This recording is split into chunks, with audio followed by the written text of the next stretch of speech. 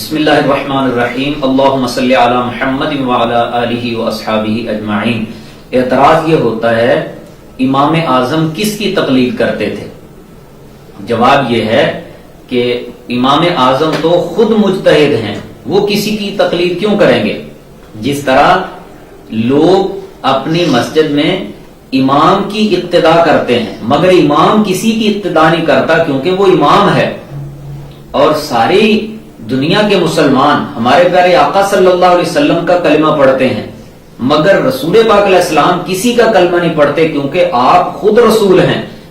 تو بالکل اسی طرح دنیا کی غالب مسلمان اکثریت وہ مسائل غیر منصوصہ میں حضرت سیدنا امام اعظم ابو حنیفہ علیہ رحمہ کی تقلید کرتی ہے، اور آپ کسی کی تقلید نہیں کرتے کیونکہ آپ خود مجتہد ہیں۔ اب دوسرا اعتراض سنیے، کہا جاتا ہے کہ جی آپ حنفی ہیں یا محمدی ہیں؟